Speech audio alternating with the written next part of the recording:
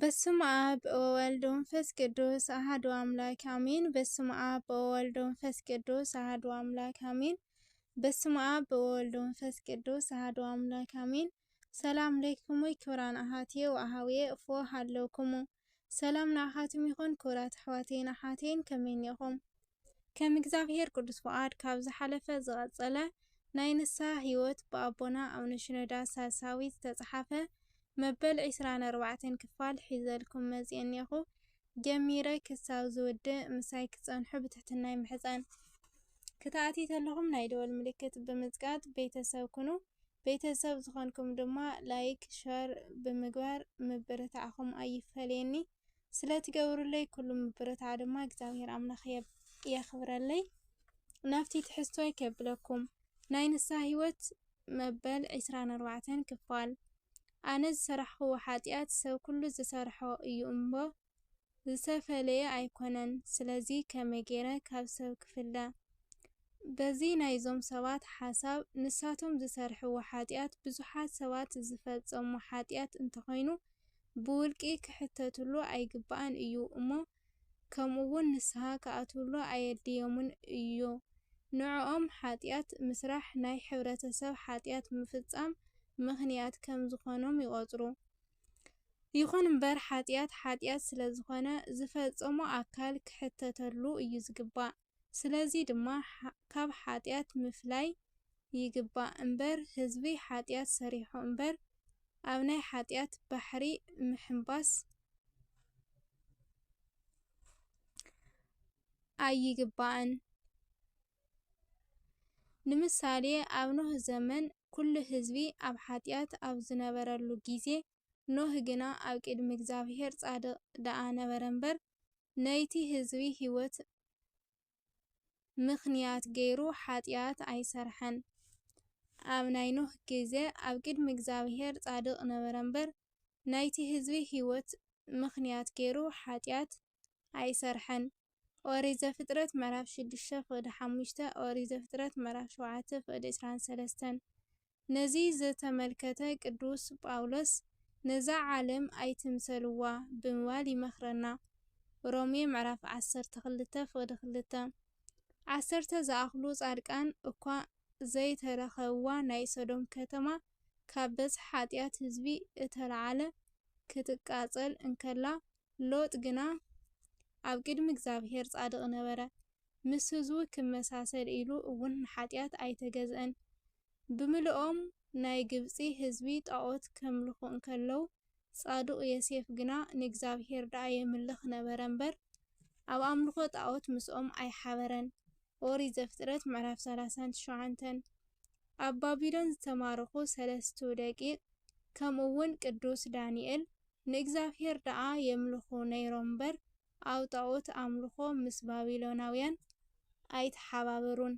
ትንቢተ ዳንኤል ምዕራፍ 1:8 ዝኾነ ይኹን ክርስቲያን ዋላ እኳ ኣብ መንፈሳዊ ህይወቱ ንናይ ዓለማውያን ህይወት ምልዋጥ እንተዘይከኣሎ ንዓለማውያን ካብ ምምሳልን ምስኦም ካብ ምሕባርን ግና ክጥንቀቕን ክርሕቕን ይግብኦ። ምኽንያቱ ናይ ሕብረተሰብ ናይ ዓለማውያን ሓጢኣት ባሕሪ ኮይኑ ንዕኡ ከስጥሞ ይኽእል እዩ።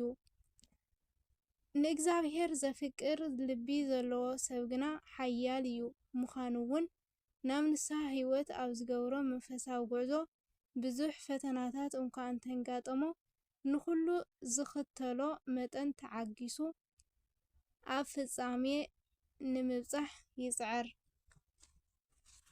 ብዙሓት ሰባት ንዝተፈላለዩ መሰናኽላት ከም ምኽንያት የቕርቡ። ነገር ግን ንፈያታዊ ዘየማን ኣብ የማን ጐይታ ዝተሰቐለ ሽፍታ መሰናኽል ንስሐ ካብ ምእታው ኣይገደቦን። ሉቃስ ወንጌል ምዕራፍ 23:41-42 ኣብ ወንጌለ ማርቆስ ዝተጠቐሱ ሰባት እውን ነቲ ልሙስ ሰብ ናብ ቅድሚ ጐይታ ከቕርብዎ ከለዉ እቲ ኩሉ ኣብ ቅድሚኦም ዝነበረ መሰናኽላት ኣይኣገዶምን። ማርቆስ ወንጌል ምዕራፍ 2:1 ክስካብ 11 ጽኑዕ ልቢ ዝደለዮ ነገር ንምግባር ብኣማይቲ ዝቁጸሩ መንገድታት ክዳሎ ይኽእል እዩ። ምክንያቱ ጽኑዕ ልቢ መንፈስ ቅዱስ የበራትዖ ጻድቃንን መላእኽትን እውን ኣብ ዙርያኡ ኮይኖም ይረድእዎ እዮም። ስለዚ ንመሰናኽላት ምክንያት ብምግባር ካብ ንስሓ ክንርሕቕ የብልናን። ንተቐባሊ ቀረጽ ዘኪዎስ ከምኡውን ምስ ጐይታ ንከራኸብ መሰናኽል ከላት ኣጋጢምዎ ነይሩ እዩ። ንቐራጺ ዘኪዎስ እውን ምስ ጐይታ ንኽራኸብ መሰናኽላት ገጢሞዎ ነይሮም እዮም። ምክንያቱ ንሱ ቁመቱ ሓጺር ስለ ዝነበረ ንጐይታ ክሪኦ ኣይከኣለን። ተቐባሊ ቀረጽ ብምንባሩ ድማ ኣብ ቅድሚ ኣይሁድ ዝተጸልአ እዩ ነይሩ። ከምኡውን ናይቲ ዘመን በዓል ስልጣን እዩ ነይሩ። ነገር ግን ካብዚ ኩሉ መሰናኽላት ሓሊፉ ንጐይትኡ ንምርኣይ ናብ ሰግላ ሓኾረ። ሽዑ ድማ ጐይታ ኣብ ገዝኡ ከም ዝውዕል ነገሮ። ሉቃስ ወንጌል ምዕራፍ 19:5 እምበኣር ናትና ልቢ እውን ከምዚ ዓይነት ልቢ ክኸውን ይግብኦ። ስለዚ ድማ ካብ ንስሓ ህይወት ንዘርሕቑ መሰናኽላት ሓሊፉ ንንስሓ ዝበቅዕ ልቢ ምእንቲ ክህልወና ኣብዚሕና ንጸሊ። ሓደ ሰባት ንስሓ ዘይምእታዎም ንደጋዊ ፈተናታት ምክንያት ገይሮም የቕርቡ። ሓደ ሰባት ንስሓ ዘይምእታዎም ንደጋዊ ፈተናታት ምክንያት ገይሮም የቕርቡ። ቅኑዕ ልቢ ዘለዎ ሰብ ኣብ ሓጢኣት ብምውዳቑ ምክንያት ኣየቕርብን። ናይ ደገ ተጽዕኖ ንሓጢኣቱ ምክንያት ገይሩ ዘቕርብ ሰብ ድማ ናይ እግዚኣብሔር ፍቕሪ ዘይብሉ እዩ። ወይ ድማ ፍቕሩ ድኹም እዩ። ብምዃኑ እውን እዚ ሰብ እዚ ብእግዚኣብሔር ይኣምን እዩ ምባል ኣይከኣልን። ምክንያቱ ከምዚ ዓይነት ሰብ ጎደሎ እምነት ስለ ዝኾነ ፈጺሙ ካብ እግዚኣብሔር እምነት የብሉን። ንምሳሌ ጻድቕ ዮሴፍ ናይ ጲጥፋራ ሰበይቲ ንምእታው ውሽጣዊ ድልየት ኣይነበሮን። ይኹን እምበር እታ ሰበይቲ ባዕላ ንዝሙት ስለ ዝዓደመቶ ምስኣ ሓጢኣት ፈጺሙ ምክንያት ከቕርብ ምኽኣለ ነይሩ። ከምኡውን ባርያ ተኣዛዚ ስለ ዝኾንኩ ሓጢኣት ሰሪሐ ንኽብል ብቑዕ ምክንያት ነይርዎ እዩ። ነገር ግን ንሱ ሓጢኣት ንኽገብር ድልየት ስለ ዘይነበሮ ምክንያት ከቕርብ ኣብ ቅድሚ ኣምላኽ ሓጢኣት ክገብር ኣይከኣለን። ኦሪት ዘፍጥረት ምዕራፍ 39:9 ሳኦል ብዘይ ዝኾነ በደል ንዳዊት ኣብ ዘሳደዶ ግዜ እውን እግዚኣብሔር ንሳኦል ኣብ ኢድ ዳዊት ኣሕሊፉ ሂብዎ እዩ። ስለዚ መሰረት ድማ ዳዊት ንሳኦል ንምቕታል ብቑዕ ምክንያት ነይርዎ እዩ። ሓጥእ ስለ ዝኾነ ክፉእ ስለ ዝኾነ እግዚኣብሔር ንዕኡ ካብ ስልጣኑ ስለ ዘውረዶ ንዳዊት ጸላኢኡ ስለ ዝኾነ ቀዳማይ ሳሙኤል ምዕራፍ 16:14 ቀዳማይ ሳሙኤል ምዕራፍ 16:1 ነገር ግን ቅዱስ ዳዊት ሓጢኣት ንምስራሕ ድልየት ስለ ዘይነበሮ ምክንያት ከቕርብ ኣይደለየን። ስለ ዝኾነ ከዓ ናይ ቅዱስ ዳዊት ልቢ ናይ ሓጢኣት ንምስራሕ ንስሓ ንምእታው ምክንያት ዘየቕርብ ንጹህ እተቐደሰ ልቢ ምሳሌ ኮነ።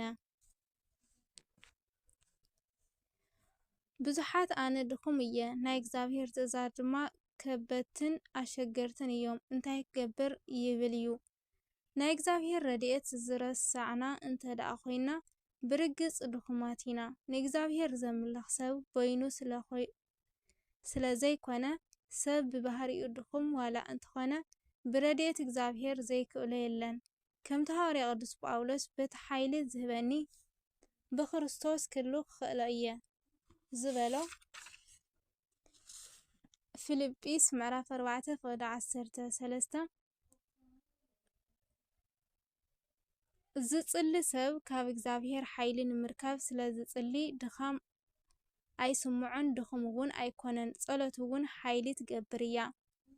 ኣብ ውሽጢ ህይወቱን እግዚአብሔር በረከትን براديئتن سرحو يسرح كم ودما أبلعلي حاتيات حيلي هو داويت أنا دخمية إجزافير جنا يرد أني أنت زيبل نقول ياد أي متواجئ نيرو ناتو ناي بحري دخام بتأزاز إجزافيرن بمنفس قدوس مريحنتن كاوز سرحو سرح كخلكلو أي كالن مجمرتان وجئ سلا زي تبقسا كملس مخاعنا نيرو كالاي قولياد جزوف بعال بزح مسارحن بمخانو كل سب سلا زفرحو داويت ون كفرحو مخاعنا نيرو سالساي داويت نخواقا زخونا سب أي حاتتون أمو داتا دما نايتور مرحتي كلهم نقولياد فريحهم نيروم يوم سلازي داويت نشتئية دخمية كبل بقع مخنيات نيرو أيو ናይ እግዚአብሔር መንፈስ ግና ንዳዊት ክዋጋ ንህዝቡ ድማ ከድሕን ናብ ጎልያድ መርሖ ከምኡ እውን ኣደፋፈሮ ኩሎም ሰባት ናይቲ ኩነታት ክብደትን ተረድኡ ዳዊት ግና ብእምነት ንዓወት በቕዓ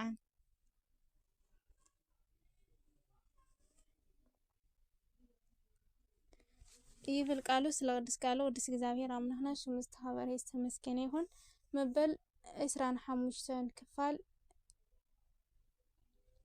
ሒዘልኩም ክስካብ ዝመጽእ ብዘለኹም ሰላም አምላኽ ይብዛሕልኩም ወስብሐት ለእግዚአብሔር ወለወላዲቱ ድንግል ወለመስቀለ ክቡር አሜን።